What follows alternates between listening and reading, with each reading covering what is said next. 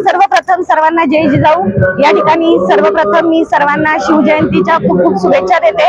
या रॅली माध्यमातून मला एकच सांगायचंय की या ठिकाणी जो चिडीमारी होत आहे, महिलांच्या सुरक्षतेचा जो प्रश्न निर्माण होतोय, त्यासाठी आम्ही हा संदेश देत आहे की छत्रपती शिवाजी महाराजांच्या राज्यात नक्कीच लेकीबाई सुरक्षित राहतील।